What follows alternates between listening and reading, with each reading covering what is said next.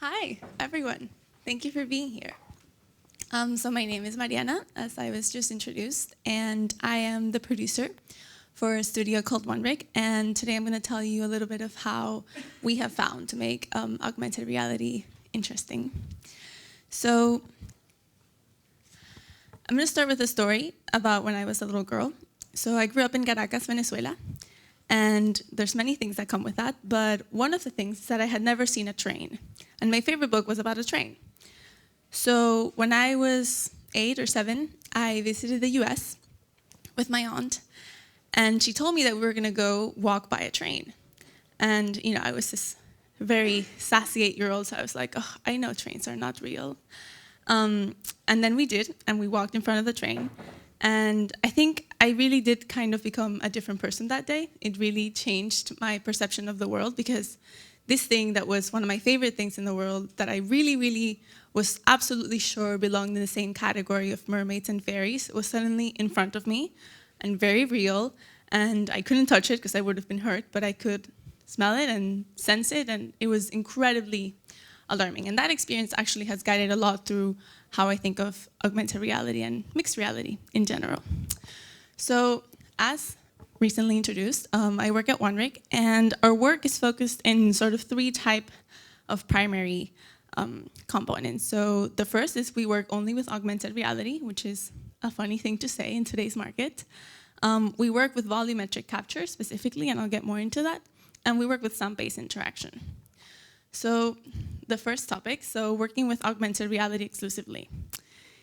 If you observe the market right now, what is being sold, the headsets, the apps, the capacities for development, it's kind of silly to say that you only work with augmented reality, because VR market headset is moving towards mainstream. It's now much more possible than it was 5 or 10 years ago, or even 3 years ago, to target mainstream audiences. There's a lot of money. Most grants are for VR, so there's most of the funding is also going that way. So working only with augmented reality is kind of silly. So why do we do it?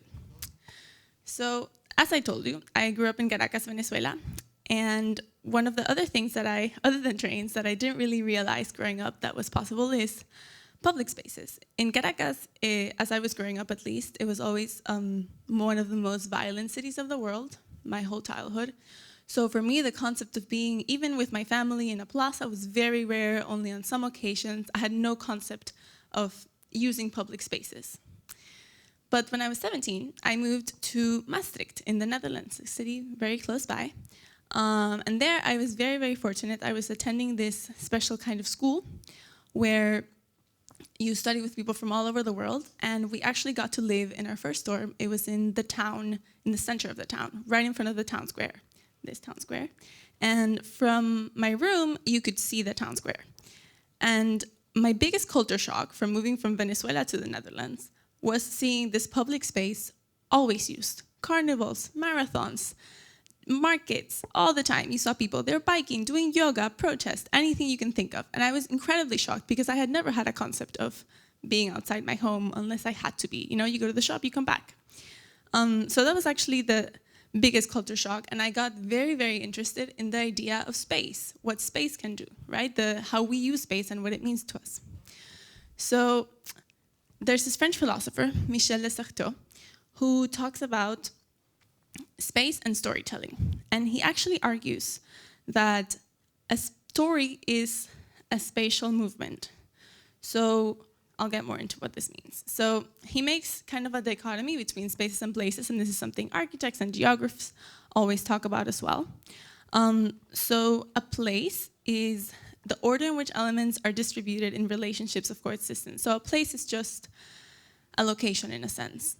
Now, a space requires more. So a space exists when one takes into consideration vectors of direction, velocities, and time variables. So a space is composed of mobile elements, and this is the really important part, that it is actuated by the ensemble of movements. So a space has to become actuated. You have to have a relationship to the space. You must do something in it, and then it comes from being a place into space.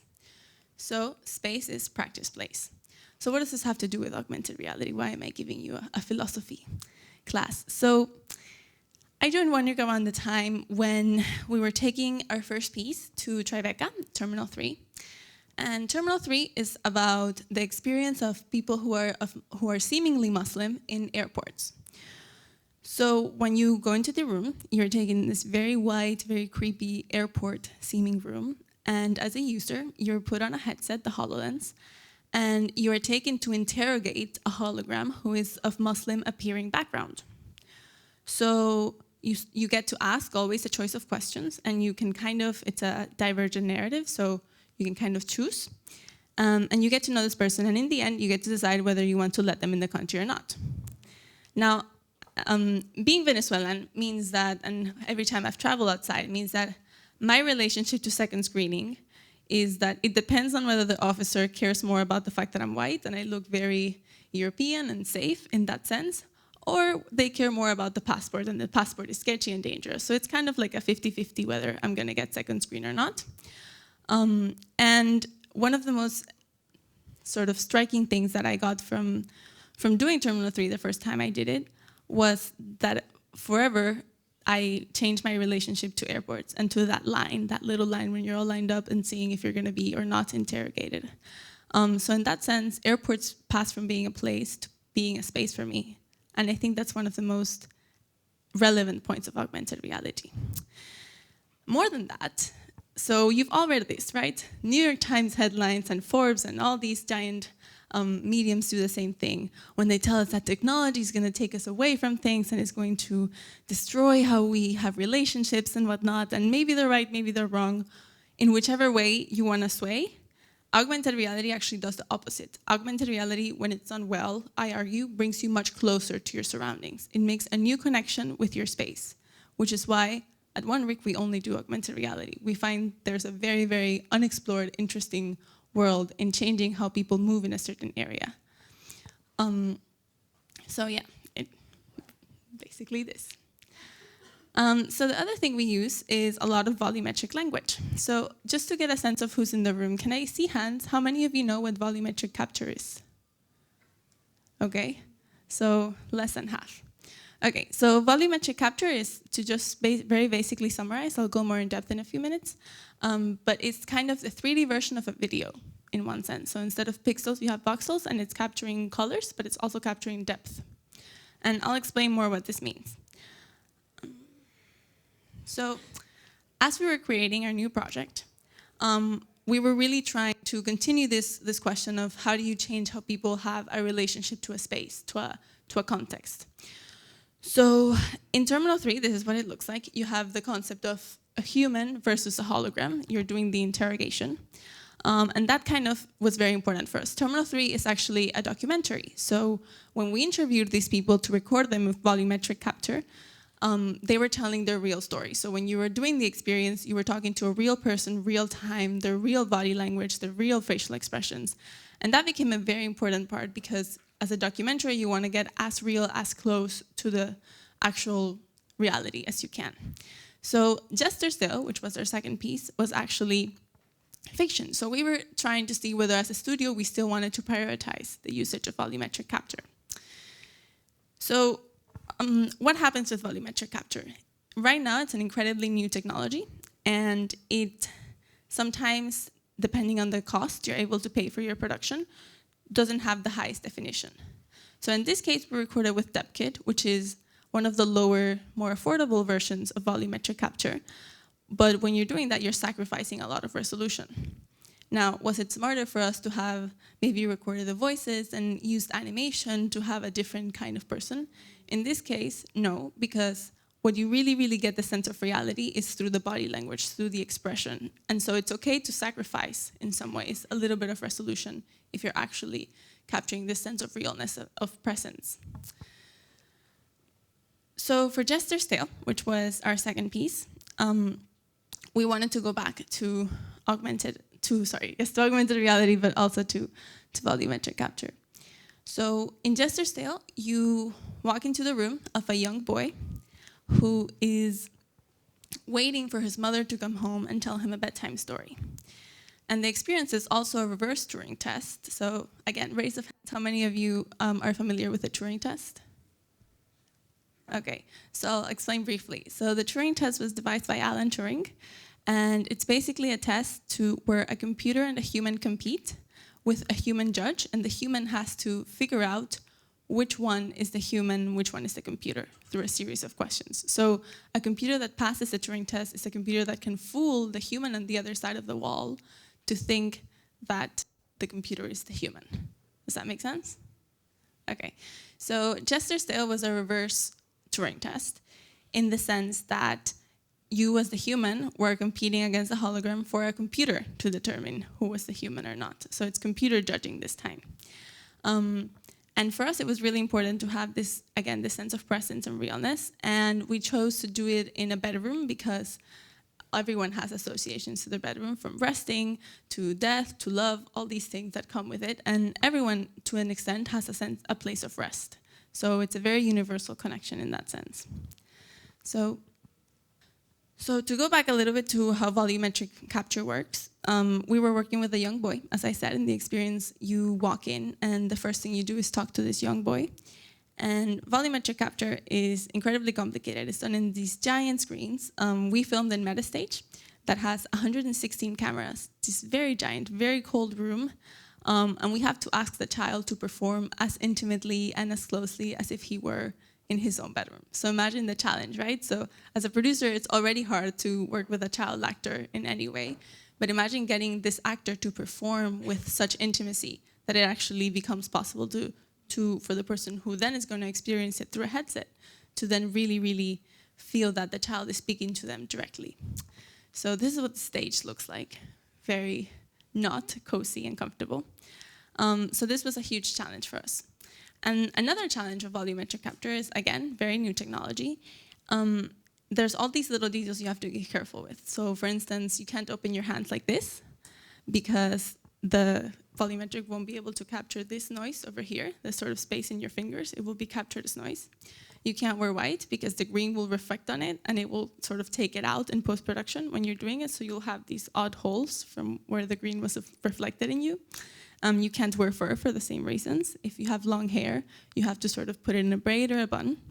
And funnily enough, with our aesthetic was white and fur coat. So excellent, right?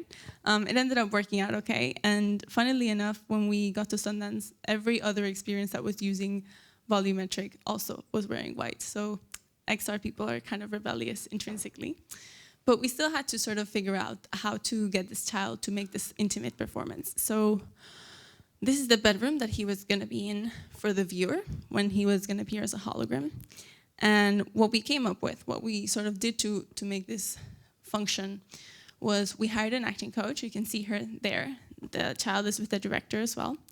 And we hired this acting coach, and we put her, and we created the figure of an interactor. So she would stand in front of Aiden, who is the child, and deliver lines, exchange lines with him, as if she were the user who was wearing the headset in the experience, months to come. And he would then be able to reciprocate with her and have feedback from her. And then we would kind of render her as an object and remove her. And then the camera would take her place. But that was something that hasn't been done before, the position of an interactor, because again, this is incredibly new. So the third one rig style function is we do voice interaction. And I actually like to argue that sound is even more important than visuals in mixed reality for a variety of reasons. The main one is that sound is intrinsically spatial, right? So right now, if someone comes in and slams the door, we can all hear it, even if we're looking that way, the opposite way. Whilst visuals don't work that way. You have to be facing. Light travels, but we don't really recognize it until it hits an object and bounces back to us. So in that way, sound is already 360, right? It's naturally spatial.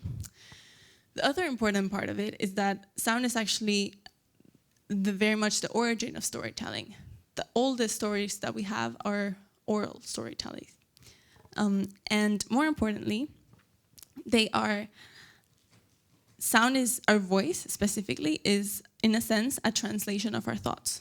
So when you begin to speak, you're literally translating the things that you have in your head and you're using them to say things. So our agency, our voice agency, is very powerful. It's not at all the same to click something to become kind of complicit or, do something that feels very useless as to say something.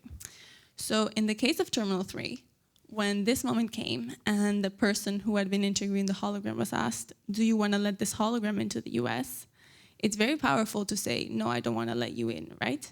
And if you had been in the original version of the exhibition, then you would have walked to the following room and encountered the real life person, not the hologram, the person who had been recorded.